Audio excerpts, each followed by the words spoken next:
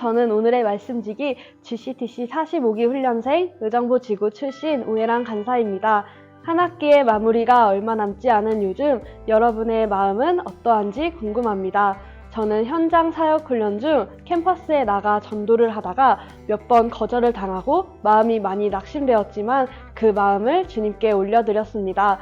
그런데 마지막으로 만난 친구는 나이도 같고 생활 반경도 비슷하고 성향도 비슷한 친구여서 연락처를 주고받고 순모임까지 진행하며 주님이 작은 기도도 응답하시는 것에 감사함을 느꼈습니다. 풍상 독자 여러분도 오늘 하루 응답하시는 주님께 간절히 기도하는 시간이 되시기를 소망합니다.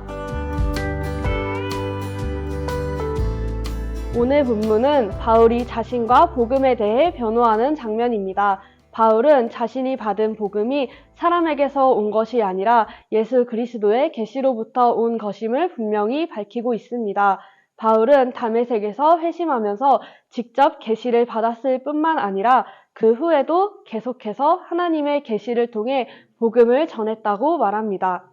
13절과 14절에서 바울은 자신이 이스라엘 백성으로서의 자격을 버리지 않으면서도 과거에 했던 잘못된 일들을 고백합니다. 그는 스데반 집사를 죽였고 교회를 박해하며 사람들을 감옥에 가두기도 했다고 인정합니다. 이런 부끄러운 과거를 언급하면서 바울은 자신이 얼마나 변화되었는지 보여줍니다. 바울은 하나님이 그의 어머니의 태로부터 그를 택하셨다고 고백합니다. 이는 바울의 회심이 그의 계획이 아니라 하나님의 주도하심에 의한 것임을 강조하는 말입니다. 바울은 자신이 성취를 위해 부르심을 받은 것이 아니라 하나님의 뜻을 이루기 위해 부르심을 받았다고 밝히고 있습니다.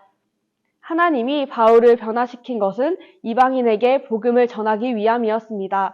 16절에서 바울은 그의 아들을 이방에 전하기 위하여 그를 내 속에 나타내시기를 이라고 말합니다.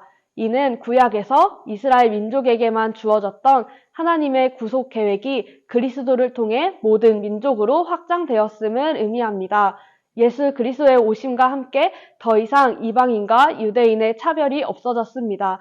모든 사람이 그리스도를 믿어야 구원을 받을 수 있다는 메시지가 담겨 있습니다.